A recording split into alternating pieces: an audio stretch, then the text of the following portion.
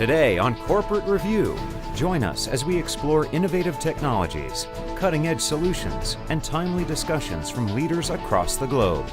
This is Corporate Review.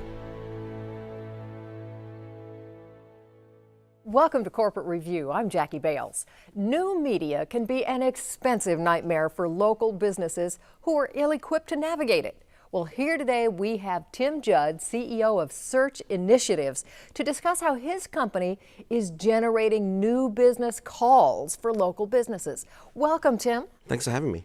Tim, how's the current new media landscape really geared more toward larger companies? Well, start with an MBA. If you have an MBA and you've been trained in all the various marketing tools for new media, you have a reasonable chance of making it work. If you're a doctor, a lawyer, a dentist, a carpenter, you have absolutely no chance of competing with the big guys. Oh dear. So how are you driving real value through the new media to the local market? What are you doing? Well, we're driving phone calls. It's incredibly old-fashioned and I guess not quite as fashionable as it might be, but the phone at 110 years old is still the way a lot of businesses like to talk to their clients. So rather than saying, we'll send you clicks, we'll send you likes, no, we'll just send you phone calls of people that want to buy your product or service. It's old-fashioned, but it works really well. How big is local? It's enormous. It's more than half the economy. 55% of all people working for small businesses. Most of the jobs being created nowadays are in small businesses. Since 1990, US downsized by 8 million jobs, and local put on twice that amount. So it's a huge, huge area of growth at the moment. Interesting. So you're saying local is going to be the next big thing online? It has to be. National's been fixed. All the large companies know how to spend money online, and the media giants, the Googles of this world, have emerged as really a solution to big business. What's not been fixed in the same period is that local media went away. The yellow books, remember them? Local newspapers, remember them? There used to be a time when if you were a local business, you knew if you spent roughly $1,000 a year, you get enough people coming in to keep your business growing and make those college bills. Nowadays, that's gone. Yellow books don't work, newspapers work, new media works, but how do you make money out of it? Right. Yeah, the yellow book, when it comes to my door, literally it goes in the recycling bin the next day, or that day. So how is local different than national when it comes to making sales? It's super hard to start with because in any one local area, you may only have a handful of people who are looking for a new dentist or a new doctor or a new lawyer or who want to make that conversation happen. So whilst it's okay on a national basis, say, yeah, we want to reach people between 18 and 45 who like pizza, that's different to saying I need to meet people in Phoenix who need a new dentist. So it's a much more concentrated, much more detailed problem, and you can't use national processes to deliver against local goals. Right. So what are you doing with Search Initiatives? How do you address the local problem? Well, we use all the new media, which you hear about so much. Social media, search, of course, is still number one and will be for the foreseeable future. Emerging display media. Well, there's annoying little ads you see on your mobile phone. There's actually value there. If you can catch the right person at the right time, the right message, that becomes an immediate lead. So we use this complex nightmare of new media landscapes, and we use our technology and we integrate with it, and then we get to push the right messages to the right people at the right time to close that loop on them. Most of our contracts are with advertising agencies, marketing companies that reach out to and sell to local businesses. So they have this fleet of salespeople on the street knocking on doors and doing pitches to local businesses. But someone's got to deliver that promise. The promise was, we'll do your website, we'll do your social media, and we'll send you 10 jobs a month. Anyone can outsource a website. Anyone can do social media. But making those 10 calls happen a month, that's hard. And that's what we do. And we do enormous scale. We have tens, hundreds of thousands of clients that we do this to every week, and most of them don't know those calls actually come from us. Think of it as reinsurance. If you're sailing to Panama or something, your ship is going to be reinsured by one person, and they lay that risk off to maybe 100 insurance companies. We're one of those big guys. So it might be sold by that high street brand, but they lay off the call generation to us, and we do it in volume. Interesting. Now, describe a typical client for us then. There were two big areas. There were the national advertisers of the local locations. So each Starbucks, for example, is really a local business. It's a massive national chain, but it's a local business. So there's lots and lots of national businesses having to deal with thousands of local locations. Each location needs their own calls, and we deliver for those guys. The other guys are mom and pop America.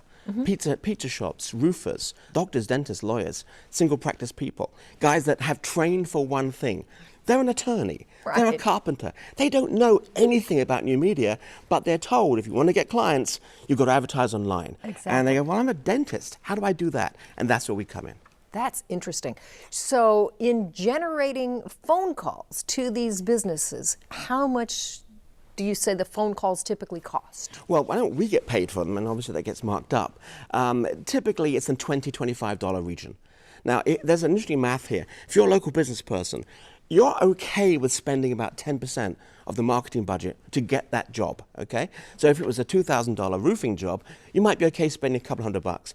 You know, as a local business person, your gut math tells you that roughly 1 in 3 to 1 in 4 phone calls will turn into a fully billed job.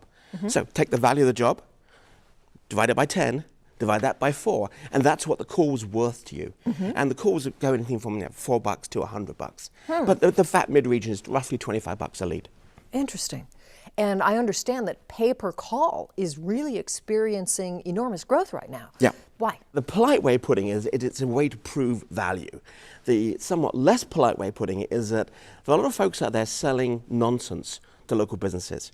Every day, more or less every day, a local business gets called by someone promising the moon, usually the moon in new media.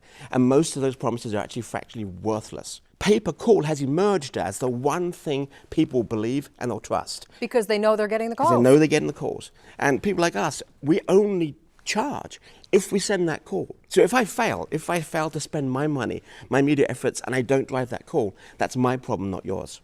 So those no minimums mean that why would you cancel? If you have a supplier that just sends you new jobs, and no one ever cancels. We have zero attrition, essentially. Wow.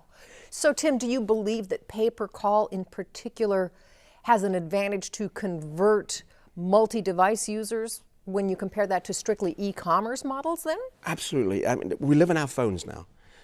Shockingly, search on mobile devices overtook the desktop last year. I'm not surprised. It was supposed to happen in like 5 years' time. Happened like that. We, the people, the users of our devices, went, we like this. We're done with newspapers. We're done with yellow books. I'm going to live with my phone. If the answer's not on my phone, then I'm not going to get the answer. Okay? So it's that point of attack. I've searched something. I see the ad. I see the message. I see the listing. Yeah, that's the guy. Click. Boom, and I'm in the conversation. We're busy. We're impatient. We have the attention deficit disorder of a gnat. Right? True. We want our answers now. And there is no better now than click. Hello, I'd like to make an appointment. Bingo. Right. Okay? The business got the lead, and you got what you wanted, and you moved on with your life. And that's even better than just, responding. I know that there are many times when searching out a doctor's office, for instance, type in something and we'll get back to you. Oh, yes. That's and do they? Not always. Not usually, no. No. and worse is put your information for a car, and 400 dealerships will call you the next day. Right. And you don't want that. You feel kind of almost invaded. You want the one-to-one conversation. And even though we cover ourselves with technology, we still talk one-to-one. And if you can make that connection happen between the business and the potential client, then everyone wins. And it's an old-fashioned approach, but new media gets in the way, and we take it out, we flatten it out, we connect those businesses with the provider. That's what we do. So interesting, Tim. So why do you think there aren't more companies like yours that are really trying to send quality phone calls to businesses instead of having people fill out forms and click on buttons and stuff? Because it's hard. Super hard. And it's hard to get into the game, to get people to trust you, to understand your model, and we've done all that. So we have all these major clients that use us routinely for the lead generation. And then getting out to the local businesses is hard. So the simplest route, if you're a local marketing company, is to reach out to a local business and sell them a website, which anyone can build, and sell them a social media presence, which again costs you almost nothing. And then maybe we'll buy some clicks for you on Google for you. That's fantastic. What do you see as the future of local business marketing, Tim? I have a vision of demand-driven. Now, look at Uber. What's Uber done? Uber's taken out all the mix, all the layers between the guy driving the car and the guy that wants a lift. So all the layers of administration, bureaucracy, and costs and sales all gone away. Now, you've got a car and you've got a client. There's an opportunity to do the same in local. So if you're a plumber, a doctor, roofer, lawyer, and you want to get a lead from a client, right now you've got to go to a marketing company, pay the minimums, you've got to have creative done, and so on and so forth. What we're doing is we're saying to people, look, if you want that lead, just pay us for the lead. In the same way that you can go on Uber and say, I need a lead now, I need a car now. If you're a plumber looking at your work next week, go, geez, I've got a guy with 2 vans, and I've only got 4 jobs. I need 4 jobs, and I'll pay $50 a piece for them. Then on the app, click $50, and then we'll get them for you. Wow. Demand-driven local advertising. Disintermediate all the nonsense, all the media, and just connect the providers with the suppliers. That is where we're going, and that's what we're working on furiously every day. You know, Tim, I'd really like to thank you for joining us and helping us untangle that complex world. Thanks for the time. It was fun. For Corporate Review, I'm Jackie Bales.